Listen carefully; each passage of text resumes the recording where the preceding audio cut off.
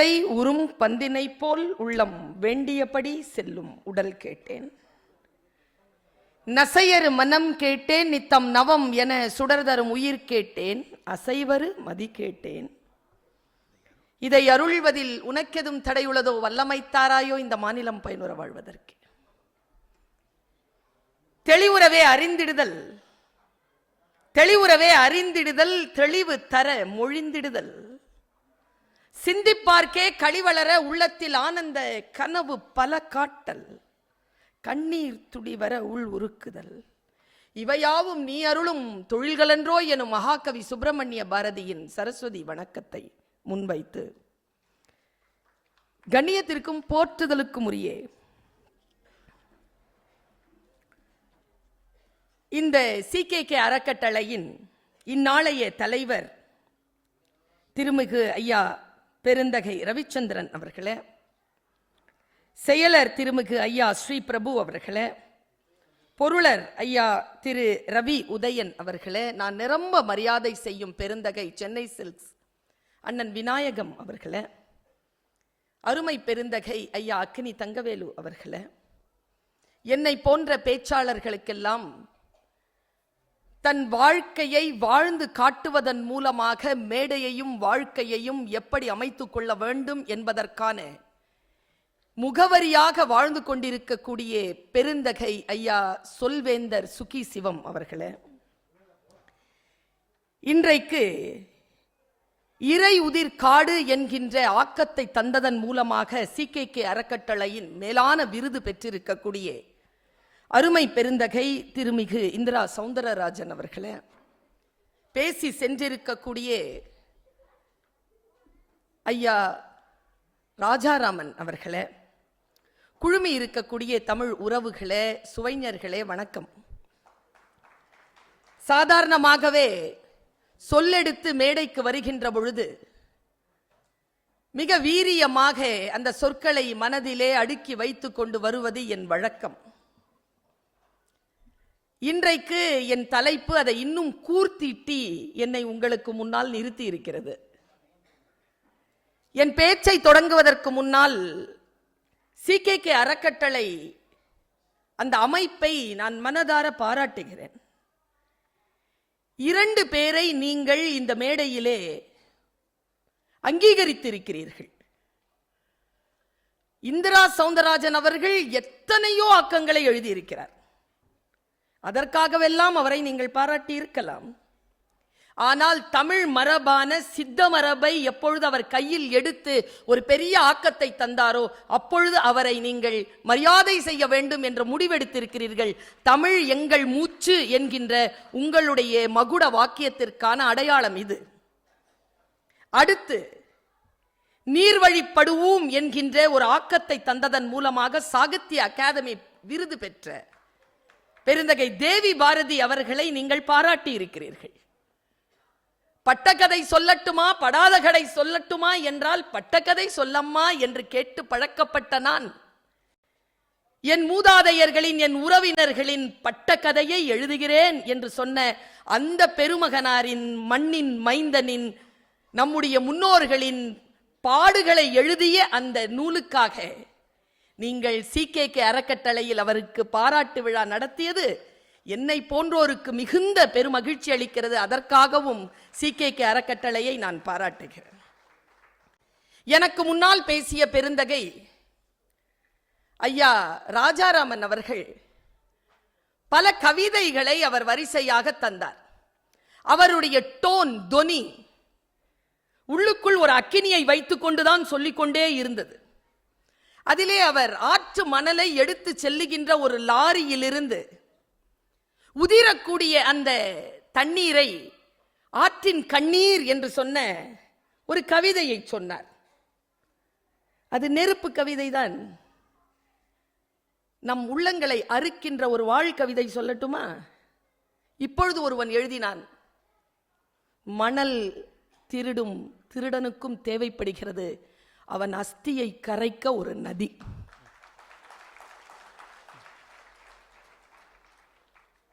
நான் யோசிச்சு பார்க்கிற சொற்கள் தான் இந்த சொல் சில நேரங்களில் நம்மை பதற வைக்கிறது, பல நேரங்களில் நம்மை வாழ வைக்கிறது, பல நேரங்களில் நமக்கு அறச்சீற்றத்தை உண்டாக்குகிறது. அத்தகைய சொற்களை தேடித்தான் நான் யோசிக்கிறேன். சுகீசிவம் ஐயா அவர்களைப் போல தலைமை கீழே பேசுகின்ற பொழுது நாங்க மனசுல இவர் பேச்ச கேட்டெல்லாம் எழுதி வந்துகிட்டு இருக்கிற எல்லாத்தையும் அடிச்சு காலி பண்ணிடுவார். சுயமாக பேசினால் என் தலைமைக்கு கீழ் பேசு, மற்றவர்கள் பேசுவதையே பேசி காட்ட வேண்டும் என்றால் இது அதற்கான மேடை இல்லை என்று என்னை செதுக்கி செதுக்கி வளர்த்து கொண்டிருக்கக்கூடிய பெருந்தகை. அவர் சில வார்த்தைகளை சொல் மூலமாக எப்படி சொல் வாளாக நிற்கிறது என்று தன்னுடைய பேச்சிலே, அந்த லாவகத்திலே மிக சிறப்பான பல கருத்துக்களை சொல்லிக்கொண்டே இருந்தார். நாமும் கேட்டுக்கொண்டே இருந்தோம். பணிவு குறித்து ஒரு சொல்லை அவர் பேசினார். பணிவாக இருத்தல் குறித்து ஒரு வார்த்தையை அவர் தன்னுடைய பேச்சிலே பயன்படுத்தினார். என்னை கேட்டால் பணிவு என்கின்ற சொல் வாழ் போன்றதுதான். அது தன்னை இழி நிலையிலிருந்து காப்பாற்றுவதற்காக ஒரு மனிதன் பயன்படுத்தி கொள்ள வேண்டிய மிக அற்புதமான ஆயுதம். எப்படி சொல்லுவார் எங்க அப்பா தெரியுமா? நீங்கள் பயந்தது இப்பொழுது நடக்க போகிறது. என் அப்பா உருதுவில் தான் சொல்லுவார்.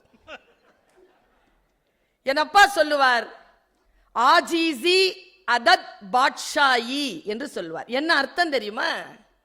பணிவு என்பது ராஜகுணத்தின் முதல் தகுதி. அது அடிமைத்தனம் அல்ல. யார் ஒருவர் பணிவாக இருந்து கொள்கிறார்களோ அவர்கள் பல விஷயங்களை ஜெயித்து வருகிறார்கள். அவர்கள்தான் அடுத்தவர்களுக்கு தலைமை பொறுப்பை எடுக்கிறார்கள் என்று சொன்ன. நான் யோசிச்சு பார்க்கிறேன், மகாபாரதத்தில் ஒரு காட்சி. அஸ்வத்தாமன் பாண்டவர்களை அழித்துவிட வேண்டும் என்பதற்காக, தன் பழி தீர்க்க வேண்டும் என்பதற்காக தன்னிடம் இருந்த நாராயணாஸ்திரத்தை எடுக்கிறான். நாராயணாஸ்திரத்தை எடுத்து பாண்டவர்கள் மீது செலுத்தி விட்டான். கிருஷ்ணர் அதை பார்த்து விட்டார். பார்த்தவுடன் சொன்னார், நாராயணாஸ்திரம் வந்திருக்கிறது, எரிந்தவன் தான் நமக்கு எதிரியே தவிர நாராயணாஸ்திரத்தை நாம் எதிர்கொள்ள முடியாது, பணிந்து கொள்ளுங்கள் என்றார். எல்லாரும் கீழே விழுந்து பணிஞ்சு கொண்டார்கள். குதிரையில் இருந்தவர்கள், யானையில் இருந்தவர்கள், தேரில் இருந்தவர்கள் எல்லோரும் பணிந்து கொண்டார்கள். என்பதை விட மேலானது, கிருஷ்ணன் தன்னைத்தானே அதற்கு முன்னால் பணிவாக படுத்துக் கொண்டான் என்று மகாபாரதம் சொல்கிறது. பணிவு என்பது பல எதிராளிகளை அழிப்பதற்கு மட்டுமல்ல, நாம் அழிந்து விடாமல் தடுப்பதற்கான அற்புதமான ஆயுதம் என்பதனை மகாபாரதம் இப்படி நமக்கு சொல்லித் தருகிறது. நான் சிந்தித்து பார்க்கிறேன், நமக்கு மட்டும்தான் சொல்லா? எம்மை தீண்டுவீராயின் என்ற சொல் அறுத்து போட்டுருச்சே நீலகண்டர, எங்கேயும் இல்லாமல் அறுத்து போட்டு விட்டது. அவருக்கான அந்த ஜென்மத்திற்கான பலனை அது தந்து விட்டது. அந்த ஒற்றை சொல். நீங்க நினைக்கிறீங்களா மனிதர்களுக்கு தான் சொல் புரியும், விலங்குகளுக்கு புரியாதுன்னு?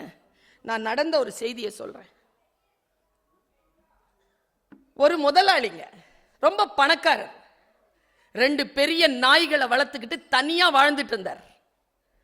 ரொம்ப பாசம் அந்த நாய்கள். அந்த நாய்கள் இல்லாமல் தூங்க மாட்டார், சாப்பிட மாட்டார், வாக்கிங் போக மாட்டார், எதுவும் செய்ய மாட்டார். செல்வந்தர், தனியா தான் இருந்தார். அவனை பார்த்துக்கிட்டே இருந்தான் ஒரு திருடன். அவன் கொஞ்சம் சேட்டக்கார திருடன். அவன் வந்து சொன்னா, நான் இன்னைக்கு உங்க வீட்டில் திருட போறேன், முடிஞ்சா தடுத்துக்கோ, இந்த நாய்களை வச்சுக்கிட்டே சொல்றேன்ட்டான். போயிட்டான். அடுத்த நாள் காலையில கதவு தட்டி ஒரு மூட்டையில இருந்த எல்லா பொருட்களையும் அவர் முன்னால போட்டு, இதெல்லாம் உன் பொருளா பாருன்னா. பார்த்தார் செல்வந்தர், எல்லாம் என் பொருள் தான். ராத்திரியே தூக்கிட்டேன். திருடுறதுக்காக இல்ல, என் திறமையை உனக்கு காட்டுறதுக்காக. எடுத்துக்க அப்படின்னா செல்வந்தர் சொன்னார், உன் திறமையால் நீ சம்பாதித்து விட்டாய், என்கிட்டயே சொல்லிட்டல்ல, இது உன் சம்பாத்தியம், எடுத்துட்டு போ. ஒன்னே ஒன்று மட்டும் சொல்லிட்டு போறியா, இந்த நாய்களை எப்படி சமாளிச்ச? அவன் சொன்ன பாருங்க, அவன் சொல்றான், நீங்க சிக்கனும் மட்டனும் போட்டு வளர்த்தீங்களா, நான் அதுக்கு வேறு சுவை காட்டினேன், மத்தி மீன் போட்டேன். மீன் சாப்பிட்டுக்கிட்டே இருந்துச்சா, அதுக்குள்ள எடுத்துட்டு வந்துட்டேன். சரி போன. போயிட்டான். 2 நாய்களையும் வீட்டுக்குள்ள கூட்டிட்டு வந்து நிக்க வச்சிட்டு நெடுஞ்சான் கிடையாக அந்த நாய்களுக்கு முன்னால் படுத்துக்கொண்டு அந்த செல்வந்தன் சொன்னான், என் பிள்ளைகளாக உங்களை வளர்த்தேன், எங்க தப்பு செஞ்சேன்னு தெரியலையே, நான் ஏதாவது தப்பா வளர்த்துட்டேனாப்பா, என்னை மன்னிச்சிருங்கப்பா. இந்த 2 நாய் என்ன பண்ணுச்சு தெரியுமா? அன்னிலிருந்து எதுவும் சாப்பிடலைங்க. 2 நாள் சாப்பிடல, 3 நாள் சாப்பிடல, தண்ணி கூட குடிக்கல. இவர் கெஞ்சுறார், அப்பா ஏதோ கோவத்துல சொல்லிட்டேன், விட்டுறா, சாப்பிடுறா. சாப்பிடலையே. 9 நாள் பட்டினி கிடந்து ஒரு நாய் இறக்க, 11 நாள் பட்டினி கிடந்து இன்னொரு நாயும் செத்து போனது. சொல்வாள், அது அறுக்கும், அது நம்மை மட்டுமல்ல உயிர்த்தன்மை கொண்ட எல்லாரையும் அறுக்கும் என்பதைத்தான் மனிதர்களாகிய நாம் புரிந்து கொள்ள வேண்டும். எந்த சொல்லை நாம் பேசுகிறோம்? வாலி கீழே விழுந்திருக்காங்க, அவன் உடம்புல அம்பு தச்சிருக்கு, அது எந்த நாமம்னு அவனுக்கு புரியல. முதல்ல இழுக்கிறான் இழுக்கிறான், வரல. இழுக்கிற அவன் கடைசியா, இது என்னடா இது, என்ன அடிக்காத எதுவுமே, நான் யாரையாவது துன்புறுத்திட்டேனோ? அந்த முனிவர்கள் கோபத்தில் சொன்ன சொல்லா, இதோ என்ன வந்து அடிச்சிருச்சேங்கிறான். கம்பன் அதை பதிவு செய்கிறான். கோபமாக உதிர்க்கப்படுகின்ற சொல் நம் குற்றங்களை முன்னால் நாம் உணர்ந்து கொள்வதற்காக வருகின்ற சொல் நம்மை வாளாக அறுத்து போடுகிறது. பல நேரங்களில் இன்றைய குழந்தைகள் சரியாக புரிந்து கொள்கிறார்களா? சொற்களை புரிந்து கொள்கிறார்களா? மனைவிமார்கள் புரிந்து கொள்கிறார்களா? கணவன்மார்கள் புரிந்து கொள்கிறார்களா? நான் மிக மிக நுட்பமாக ஒரு விஷயத்தை சொல்லுகிறேன். இந்த மேடையில் சொல்லாமல் வேறு எந்த மேடையில் சொல்லுவது? கணவனை மனைவியும், அதிகமாக மனைவியை கணவன்மார்களும் மேடைகளில் கிண்டல் செய்வது இந்த நூற்றாண்டில் அதிகரித்து விட்டது.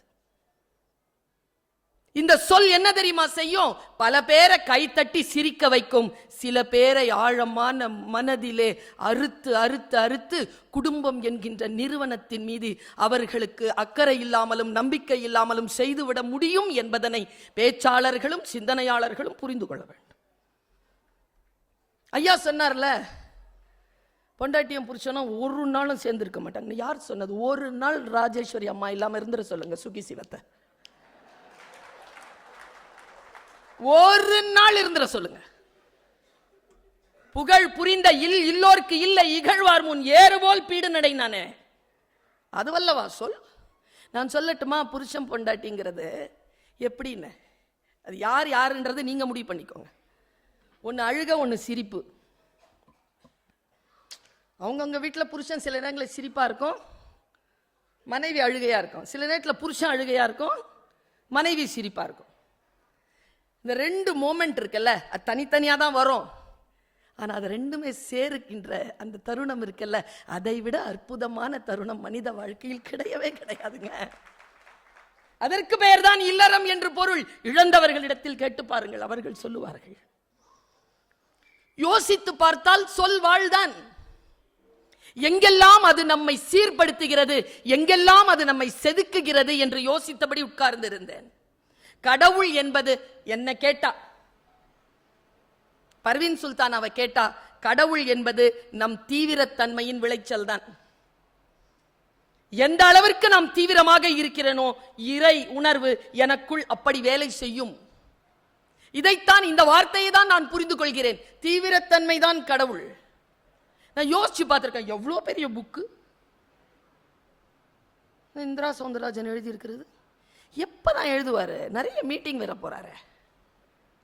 5000 எபிசோட்ஸா, 360 நாவல்களா? எப்படிங்க எழுத முடியுது ஒருவனால்? இதை சாதிப்பதற்காகவே ஒருவர் இருக்கிறார் இல்லையா? நமக்கு முன்னால் இயற்கை கொண்டு வந்து நிறுத்தி இருக்கிறது. சுகி சிவம் அவர்களுடைய வாழ்க்கை கடந்த 50 ஆண்டு காலத்தை புரட்டி பார்க்கின்ற பொழுது, அந்த 50 ஆண்டு காலத்தை ஒண்ணுமே இல்லாமல் செலவழித்த என் பக்கத்து வீட்டு அங்கிளை எனக்கு தெரியும். ஆனா இந்த அங்கிள் இருக்கிறாரு, நீங்க மட்டும்தான் பொண்ணு சகோதரின்னு மாத்தி மாத்தி சொல்வீங்களா? எவ்வளவு சாதனைகள், எவ்வளவு சொற்கள்! யோசித்து பார்த்தால் வாழ்க்கை என்பது நமக்கு சொல்லாகத்தான் வந்து சேருகிறது, வேறு எதுவாகவும் நம்மை வந்து சேர்வதில்லை. நின் பிரிவினும் சுடுமோ அப்பெருங்காடு. இவ்வளவுதான் சீதை சொன்னது. சீதையை கூட்டிட்டு போறதுக்கு ஐடியாவே கிடையாது. சீதையை கூட்டிட்டு போலன்னா ராமாயணமே கிடையாது. ராமனை சீதையை அழைத்து செல்ல வைத்தது ஒற்றை சொல். காடு சுடோன்றியடா, டேய் உன் பிரிவை விடுமடா, என் காடு சுடும். செல்லாமை உண்டேல் எனக்கு உரை, மற்ற நின் வல்வரவு வாழ்வார்க்குறை என்று சொன்ன வள்ளுவனினுடைய சாரை பிழிந்தல்லவா சீதையின் வாயிலிருந்து வார்த்தையை சொன்னான் கம்பன். ஒண்ணல்ல, ரொம்ப அழகா சொன்னார் ராஜாராமன் சார். சொல்லும் போது நான் இந்திரா சார் கிட்ட சொன்னேன், சார் சூப்பரா சொல்றாருல, ஒரு மனைவி இடத்தில் ஒரு கணவன் கோவல வாழ்க்கையை வாழ்ந்து விட்டான் அப்படின்னார். சுலபமா சொல்லிட்டார் அவரு. நானா இருந்தா காலை உடைச்சுதான் சொல்லியிருப்பேன். ஒரு மனைவி இடத்தில் இவர் ஒரு கேவலமான வாழ்க்கை வாழ்ந்து விட்டார் தான் சொல்லியிருப்பேன். அவர் கோவல வாழ்க்கை வாழ்ந்தார். நான் சொல்லட்டுமா, கோவலனுடைய சாவுக்கு எது காரணம்னு? நாமெல்லாம் நினைக்கிறோமா அது ஊழ்வினைன்னு, இல்ல அவன் செஞ்ச தீவினைன்னு. கிடையாது. கோவலனை கொன்றது கண்ணகியின் நேர்மை. அததான் கொன்றது அவனை. ஒன்னும் இல்லையே, வந்து நிற்கும் போது ஒற்றை சொல் வாளாக அறுத்து போட்டதே அவனை. சலம் புனர் கொள்கை சலதியோடு ஆடி குலம் நெரும் வான் பொருள் குன்றம் தொலைத்த இளம் பாடி எனக்கு நாணத்தகும்னு வந்தவுடனே எங்க அம்மா சொன்னால சிலம்புல கொன். இந்த ஒரு சொல் தான். ஏன் காசு இல்லைன்னு வந்துட்டியா நீ வேற? இந்த சிலம்பு இருக்கு, எடுத்துட்டு போ. அந்த சொல் இருக்கு இல்லையா, அந்த சொல் அறுத்தது அவனை. யாரோ ஒரு போர் வீரனுடைய வாளிலால் அந்த கழுத்து அறுபடவில்லை. இந்தாடா மனைவி கிட்ட வந்து காசு தொலைச்சிட்டு வந்திருக்கிற, நீ என் வாழ்க்கை தொலைஞ்சு போச்சுங்கிற கவலை இல்லாம வந்து நிக்கிற. காசா வேணும் உனக்கு, இந்தா என் காலில் இருக்குன்னு எடுத்து கொடுத்தா பாருங்க. அந்த சொல் எனும் வாழ் அறுத்தது அவனை. பாஞ்சாலி சபதம் எப்படி வந்தது? நேற்று ஏதோ ஒரு நிகழ்ச்சிக்கு போயிருந்தேன். ஒரு 7ஆம் வகுப்பு படிக்கின்ற மாணவி சொன்னாள், பெண்ணை தொட்டதனால் பாரதம் மகாபாரதம் ஆயிற்று, போர்க்களம் ஆயிற்று இந்த நாடு. அந்த ஒரு பெண்ணிற்கான ஒற்றை வரிதானே, அவன் சொன்ன சொல் ஒண்ணுதானே. இவர்களின் உதிரம் பூசாமல் முடியேன் இந்த கூந்தலை. முடிஞ்சு போச்சு. அவ வேற எதுவுமே சொல்லலையே. அடிச்சுட்டு கூட்டிட்டு வரும்போது எவ்வளவோ புலம்புறா. கடைசியா அவ சொன்ன ஒரே சொல்லதான், வாளா எல்லாரையும் அறுத்து போட்டுச்சா இல்லையா? சொல்லப்படித்தான். இந்த சொற்களை நாம் கவனமாக பயன்படுத்த வேண்டும் என்பதற்காக சொல்லுகிறேன். சொல் சூடானது, சொல் வேகமானது. சாதாரணமாவே நம்ம அப்படி சொல்லிடுறோம்ல. நானே யோசிச்சு பார்த்திருக்கேன். சில பேர் உளருவாங்க, பார்த்திருக்கீங்களா? நான் செத்தாலும் உன் மூஞ்சில முழிக்க மாட்டேன், நீ தான் செத்துருவியே, நீ எப்படி என் மூஞ்சில முழிப்ப? அதை விட சூப்பரா சொல்லுவாங்க, நான் செத்தாலும் வாசப்படி முதிக்க மாட்டேன். உன்னையே 4 பேர் தூக்கிட்டு போனோம், நீ எங்கிறது ஏன் வாசலுக்கு வர்ற? நான் பல நேரங்களில் சொல்லி இருக்கிறேன். சில பேர் இருப்பாங்க தெரியுமா, நான் ஒரு விஷயத்த சொன்னா நீங்க தப்பா நினைச்சுக்க மாட்டீங்களே. என்ன அர்த்தம்? தப்பா நினைச்சுக்க மாதிரி ஏதோ சொல்ல போறாங்கன்னு அர்த்தம். சில பேர் சொல்லுவாங்க, நான் தெரியாமத்தான் கேட்கிறேன், தெரிஞ்சு கேட்கிறாங்கன்னு அர்த்தம். சொல்லை புரிந்து கொள்வோம் பெண்களே. ஏன்னா பல நேரங்களில் நமக்கு புரியுறது இல்லை அப்படின்ற பாருங்க, அங்க சாயிரம் நம்ம. அது அறுக்கிற வாழ். அது நான் யோசிச்சு பார்க்கிறேங்க, எங்கெல்லாம் இந்த வாழ் நம்மை சுற்றி சுழன்று கொண்டிருக்கிறது, நம் தலைமேல் சுழன்று கொண்டிருக்கிறது. ஒன்னும் இல்லைங்க, 5 ரூபாய் பல்பம் வாங்குறதுக்கு காசு இல்லாம கந்தக பூமியில் தன்னை செலுத்தி கொண்டு கோடீஸ்வரியாக வளர்ந்த ஒரு பெண் தன் மகனை கோடிக்கணக்கான பணம் கொடுத்து அப்படி நிறுத்தி இருக்கிறார். 5 பேர் தான் இந்த நாட்டிலே வச்சிருக்காங்க வண்டி. அந்த வண்டி அவனுக்கு வாங்கி கொடுத்திருக்கான். உலகமே பெரிய சாம்ராஜ்யமாக நினைக்க இருக்கக்கூடிய ஒரு நிறுவனத்திற்கு தலைவனாக்கி இருக்கிறாள் அந்த ஒரு பெண்ணை. நேற்று பார்த்தேன். அந்த ஒரு பெண் இப்படி உட்கார்ந்துட்டே இருக்கா. ஏமா சோகமா இருக்கிறீங்கன்னு கேட்டேன். ஏன் ஆஃபீஸில் எல்லா பசங்களும் இருக்கும்போது என் பையன் கிட்ட நான் எப்படா கல்யாணம் பண்ணிக்கிற அப்படின்னு சொல்லி கேட்டேன். நீ லூசா அப்படின்னு சொல்லிட்டு போயிட்டான். இந்த ஒற்றை சொல்லினால் அறுபட்ட ஒரு பட்டம் போல அருந்து கிடக்கிறாள் அவள். 20-25 ஆண்டுகள் வளர்த்த பிள்ளை. என்ன லூசா? லூசா 5 ரூபாய் இல்லாம 5 கோடிக்கு உன்னை படிக்க வச்சது? லூசா 25 கோடி ரூபாய்க்கு மேல இருக்கக்கூடிய ஒரு நிறுவனத்தை உனக்கு தலைமையாக்குச்சு? குழந்தை தவிர வேறு எந்த ஒரு தியாகத்தையும் அந்த பெண் செய்யாமல் அந்த குழந்தைக்காகவே வாழ்ந்து மடிந்து போனாலும் சரி என்று சொல்லக்கூடிய அந்த பெண்ணை பார்த்து ஒரு குழந்தை கேட்டான், என்ன லூசா? அவனுக்கு சொன்னா புரியாதா? சொல் அறுக்கும், சொல் இல்லாமல் செய்யும். இன்னொரு ஒரு விஷயம் சொல்லிட்டு போறேன். சொல்லிட்டோன்னு வச்சுக்கோங்களேன், திரும்ப அள்ளவே முடியாது. சாரி தான் கேட்கணும். இதை என்ன அழகா சொல்றாரு பாருங்க அங்க திருவள்ளுவர். அப்பா, நான் ஒரு விஷயம் சொல்றேங்க. எல்லா மதத்தினருக்கும் அவரவர்களுக்குன்னு வேதம் உண்டு என்றால், இந்த உலகத்திற்கே பொதுமறையாக தமிழன் தந்த வேதம் திருக்குறள். எப்படி சொல்றார் பாருங்க. தீயினால் சுட்ட புண் உள்ளாரும் ஆறாதே, நாவினால் சுட்ட வடு. நான் தமிழ் டீச்சர் மட்டும் இல்லை, இந்த விஷுவல் கம்யூனிகேஷன் படித்தவ. இந்த விஷுவலாக பார்க்குறேன் நான். தீ பாருங்களேன், எது புண்ணுங்க? புண்ணுனா என்னது? ஆறாததுக்கு பேரு புண்ணுங்க. அது ஆறிடுச்சின்னு வச்சுக்கோங்களேன், வடு. சரியா? ஆனா உண்மையா என்னன்னா, புண்ணு ஆறிடுங்க, வடு ஆறாது. புண்ணு இல்லாம போயிடுங்க, வடு வாழ்க்கை முழுக்க இருக்குங்க. எப்படி சொல்றான் பாருங்க. தீயினால் சுட்ட புண் உள்ளாரும், உள்ள ஆறிடும், வெளியில தான் வடுவா நிற்கும். இது தீ. சொல் எப்படி தெரியுமா? சொல் வெளியில ஆறிடும், உள்ள ஆறாது. அறுத்துக்கிட்டு இருக்க, அறுத்துட்டு போகாது, அறுத்துக்கிட்டே இருக்கும். உண்மையா சொல்றேங்க, எங்க அம்மா என்னமோ சொல்லிட்டாங்க. அவங்க வீட்டில் ஒரே ஒரு தம்பி தான் இருக்கு. அவங்க கல்யாணத்தில் நான் எப்போ பார்த்தாலும் கேமராவுக்கு முன்னால் வந்து நின்றுடுவேன். நான் அப்போவும் ஒரு கல்யாண பொண்ணு பசங்க நின்றுட்டு இருக்கும்போது எப்போ பார்த்தாலும் ஒரே பிள்ளை நின்றுட்டு இருந்துச்சுன்னா அது யாரோ தள்ளி விட்டுருக்காங்க என்ன. எங்கள் அம்மா அதை பார்த்துருச்சு. அவங்க தம்பி கேட்டுக்கலையா என்னன்னு. அங்கே என் கையை பிடிச்சி கூட்டிட்டு வந்தது தாங்க. 12 வருஷம் பேசலைங்க தன் தம்பி கிட்ட அவங்க அம்மா. என்னன்னு தெரியல.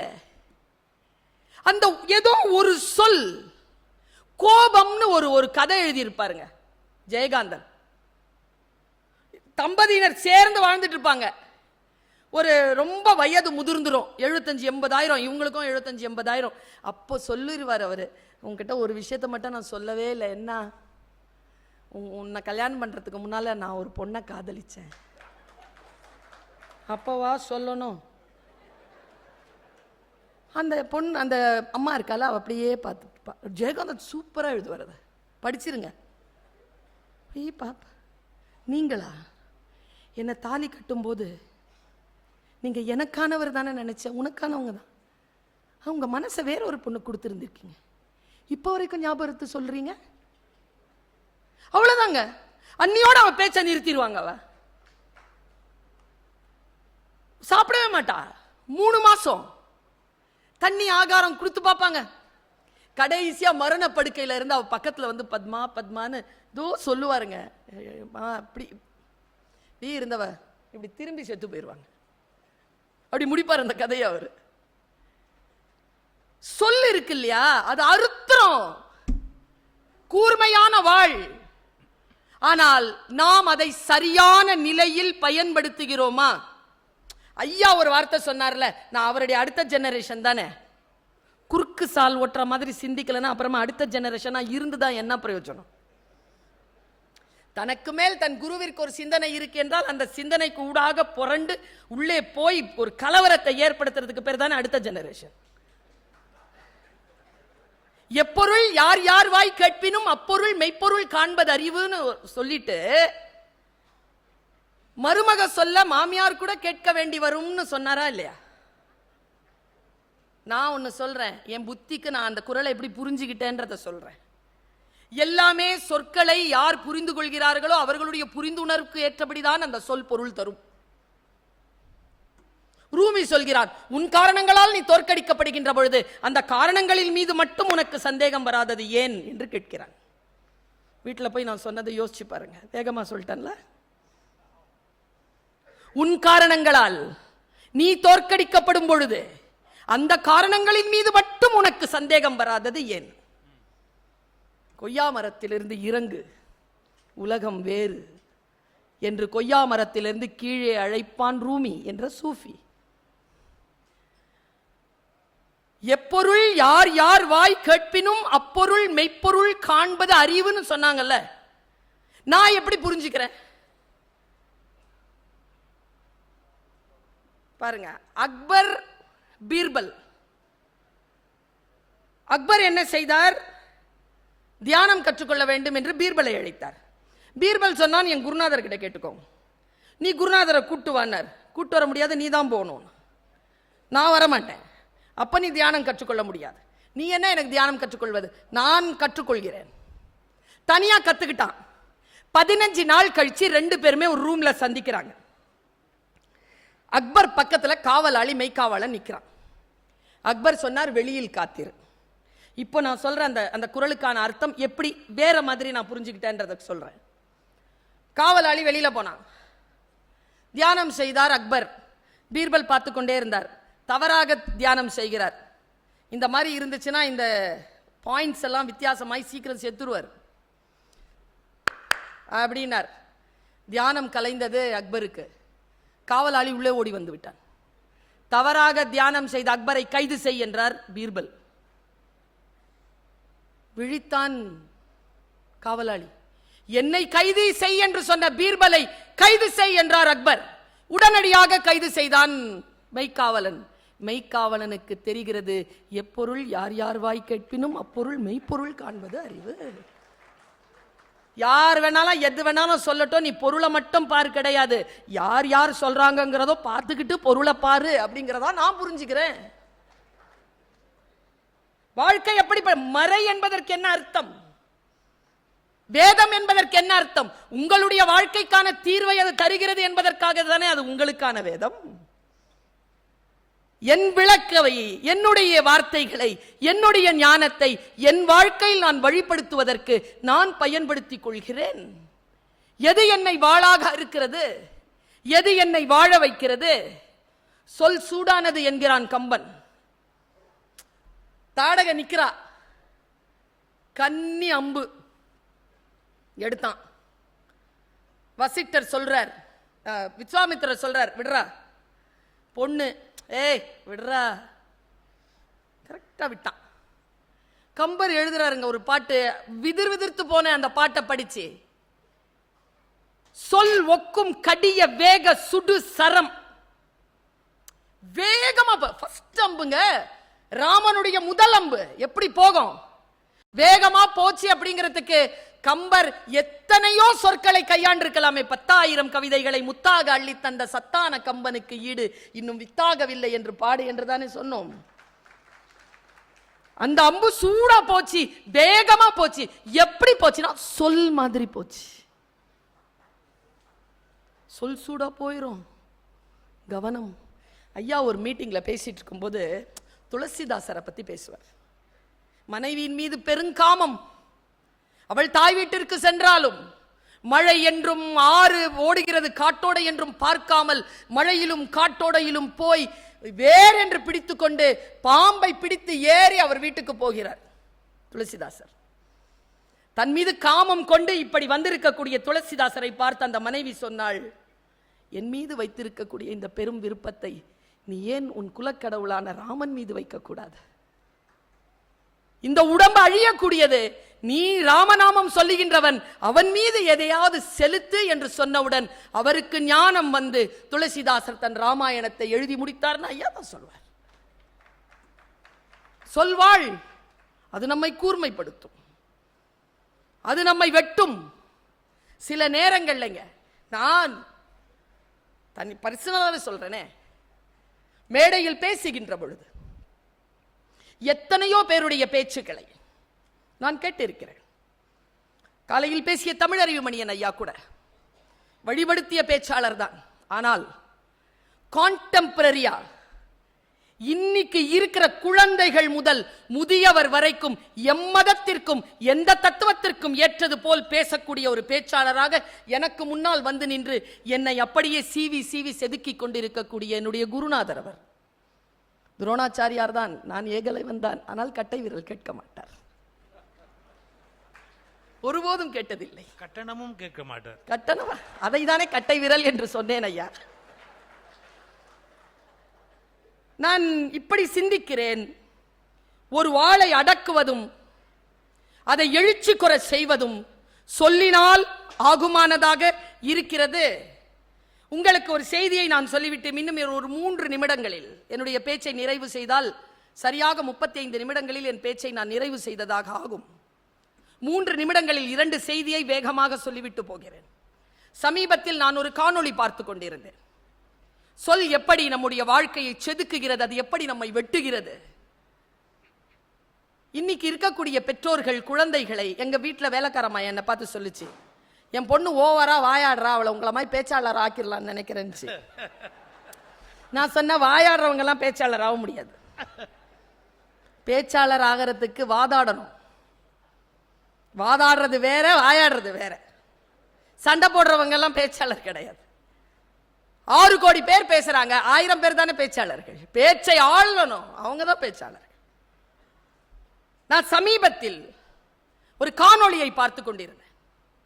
ஒரு அம்மா வந்து நிக்கிறாங்க, இங்கே நிறைய பேர் இந்த பேச்சை கேட்பதற்கான தகுதியுடன் இருக்கிறீர்கள், அதனால் இந்த கருத்தை கேட்பதற்கு, பேச்சை அல்ல கருத்தை கேட்பதற்கு உங்களுடைய வாழ்க்கையில் ஏதேனும் மாற்றம் நிகழ்கிறதா என்று பாருங்கள். இன்றிலிருந்து, இதோ இந்த வினாடியில் இருந்து. அந்த அம்மா வந்து க்ளோஸ்டு நெக் ட்ரெஸ் பண்ணியிருக்கு, ஒரு கோட் போட்டிருக்கு, முடி இப்படி பாதியா வெட்டி இருக்கு, ஒரு 50-55 வயசு இருக்கு, ஒரு கொடி இருக்கு.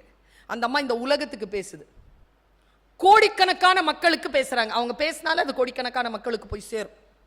நின்று பேசுறாங்க. அவங்க பேசுற அந்த காணொளியில அந்த 3 நிமிட அந்த செய்தி இருக்குல்ல, அதை மட்டும் சொல் எப்படி நம்மை பாதிக்கும் என்பதற்காக மட்டும் சொல்லிவிட்டு போகிறேன். டேக்கவேன்னு ஏதாவது இருக்கணும்ல. ரசித்தோம், கைத்தட்டினோம். யார் நல்ல பேச்சாளர் தெரியுமா? பேசிவிட்டு போறவங்க இல்ல, பேசி முடித்ததற்கு பிறகும் உங்களுக்குள் யார் பேசிக்கொண்டே இருக்கிறாரோ அவர்தான். சுக்கியெல்லாம் அந்த கேட்டகரி, நமக்குள்ள பேசிக்கிட்டே இருப்பார். என் பேச்சை கேட்டு நிறைய பேர் இப்ப வாசல்ல கூட சொன்னாங்க, உங்க பேச்சை கேட்காம நான் தூங்குறதே இல்லை மேடம். பல நாட்களா எனக்கு ஒரு டவுட்டு, தூங்க வைக்கவா பேசுறேன்?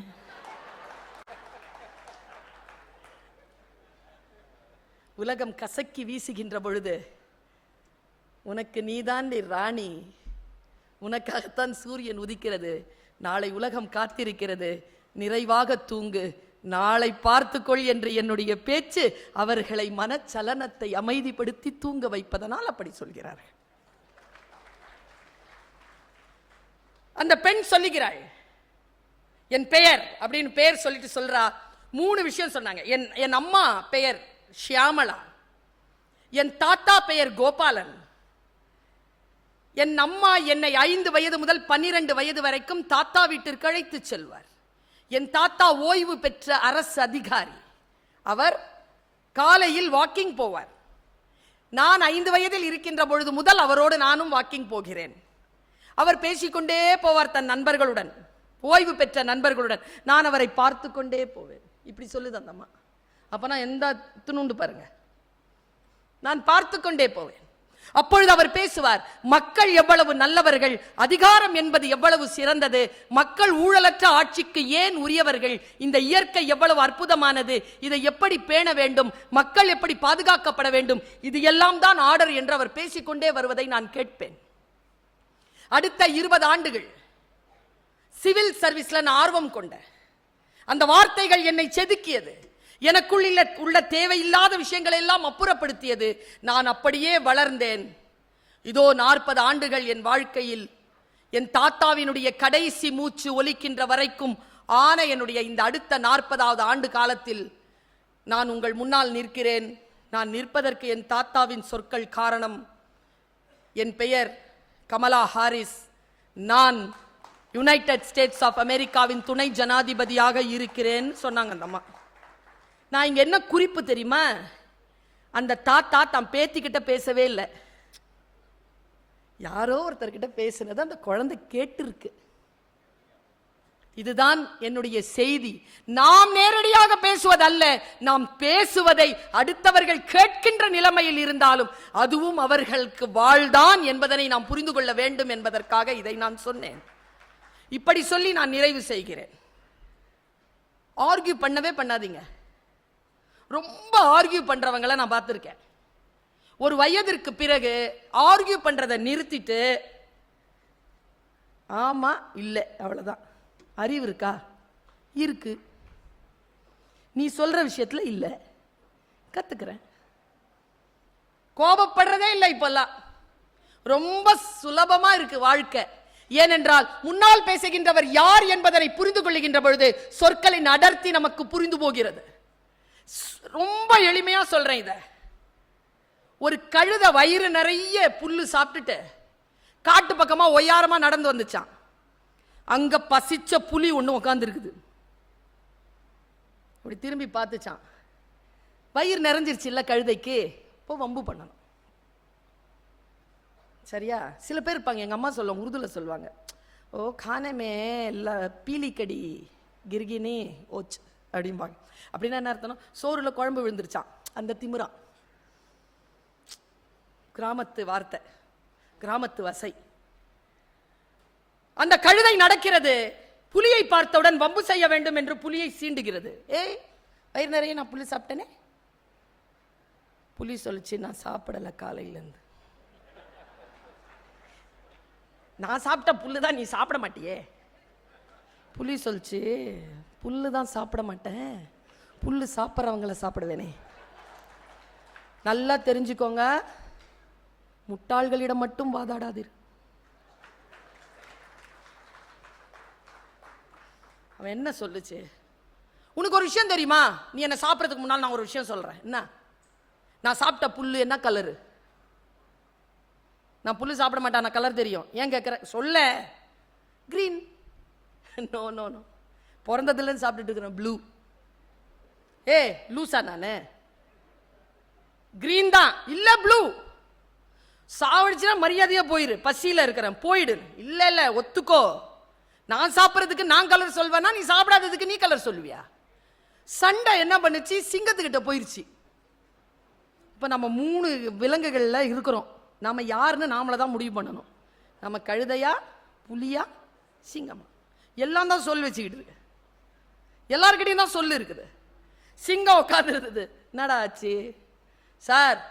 புல்லு சாப்பிட்டு வந்தேன் சார், சாப்பிட்டதெல்லாம் ஜீரணம் ஆயிடுச்சு சார். இப்படியா சார் ஒருத்தன் பேசுவான்? என்ன பேசுனா? நான் சாப்பிட்ட புல்லுக்கு அவன் கலர் சொல்றான் சார். என்ன கலர்ப்பா? கிரீன் அப்படின்னுச்சு புலி. நீ எதுக்கு அவன் சாப்பிட்ட புல்லுக்கு கலர்? அவன் சாப்பிட்ட கலருக்கு புல்லுக்கு கலர் சொல்ல சார், புல்லு கலரே கிரீன் தான். நான் சொல்றேன் சார், நான் சாப்பிட்ட புல்லுக்கு ப்ளூ கலர்னு. புலிக்கு புரியல. ஏன் கிட்ட எல்லா புல்லும் தானே சொன்னான். ஆர்குமெண்ட் போகுது. கழுத சொல்லிச்சான், சார் நான் பிறந்ததுலேருந்து அதை சாப்பிட்டுட்டு இருக்கிறேன் சார். எங்கடா சாப்பிட்ட? நீங்கள் ராஜாங்கம் பண்ணுற காட்டில் தான் சாப்பிட்டேன். எனக்கு தெரியும் சார் நீங்கள் புல்லு சாப்பிட மாட்டீங்கன்னு, ஆனால் உங்களுக்காவது கலர் தெரியும்னு நினைக்கிறேன்ச்சு. சிங்கம் பார்த்துது. எத்தனை நாளாடா சாப்பிட்ற? பிறந்ததுலேருந்து சாப்பிட்றேன். நீ பார்த்து சாப்பிட்றியா? பார்த்து தான் சார் சாப்பிட்றேன். அது ப்ளூ கலர் தானா? ப்ளூ கலர் தான் சார். உண்மையா? சத்தியமா சார். அப்போ ப்ளூ தான் போ. போயிட்டே இருக்கும்போது சொல்லுச்சு, இந்த புலிக்கு ஏதாவது புத்தி சொல்லுங்க சார். புலியை பார்த்து, இனிமேல் நீ 5 மாசத்துக்கு பேசவே கூடாது. ஜிப். ஜாலியா குதிச்சிட்டு போயிடுச்சு கழுத. நின்ன புலி சொல்லுச்சு, உன்னுடைய தண்டனையை நான் ஏத்துக்கிறேன். பெரிய சொல்லிட்ட, என்ன பார்த்து 5 மாசம் பேசாதன்னு சொல்லிட்ட. ஏன்? நான் நியாயத்தை தானே சொன்னேன், அதானே பொய் சொல்லுச்சு. உன் நீதியில பொய்க்கு விடுதலை, நியாயம் சொன்னதுக்கு தண்டனையா? நீ நியாயம் மட்டும் சொல்லிடு, நான் 5 மாசம் பேசல. சிங்கம் சொன்ன நியாயம் உங்களை அறுக்குதான் பாருங்க. அது சொல்லுச்சு, நீ ரொம்ப அறிவான மிருகம். கணக்குல யாராவது மனிதர்கள் சூப்பரா எழுதுறாங்கன்னா உங்களை கலக்குல புலி அப்படிம்பாங்க. வீரத்துல யாராவது, இப்ப நந்தி கலம்பங்க சொன்னார்ல, வீரத்துல யாராவது சூப்பரா இருந்தா அவன் வீரத்துல புலி மாதிரி அப்படிம்பாங்க. உன்ன மாதிரி ஒரு மெக்னானிமிட்டியோட இருக்கிற ஒரு அனிமல் கழுத மாதிரி இருக்கக்கூடிய ஒரு அனிமலோட ஆர்கியூ பண்ணுச்சுல்ல, அதுக்கு தான் அந்த தண்டனை. சொல்லிட்டு சொல்லுச்சு. எதுக்கு தெரியுமா கழுதைன்னு எல்லாரும் அதை திட்டுறாங்க? கழுதை தான் எதை நம்புகிறதோ அதை ஒருபோதும் மாற்றிக்கொள்ளாது. தான் நம்பிக்கையை யாரேனும் குறை சொன்னால் அவர்களை பழி வாங்காமல், தண்டனை வாங்கி கொடுக்காமல், அவர்களுக்கு துன்புறுத்தல் செய்யாமல் ஒருபோதும் ஓயாது. அதற்குத்தான் அதற்கு கழுத மாதிரி இருக்கிறியடா, எது சொன்னாலும் உனக்கு புரியாதா, வரவே மாட்டியா என் வழிக்கு என்று பேசுகிறார்கள். அதனால் நாம் எப்படிப்பட்டவர்கள் என்பதனை புரிந்து கொள்வதற்காகத்தான் இந்த பஞ்சதந்திர கதை நமக்கு உதவி செய்கிறது. வாளாகத்தான் இருக்க வேண்டும் சொல். ஒன்று அறுத்து போட வேண்டும், இல்லை என்றால் அது கூர்த்தீட்டி செதுக்க வேண்டும். அப்படிப்பட்ட சொல்லை பேசுவோம். வாய்ப்புக்கு மகிழ்ச்சி. வணக்கம்.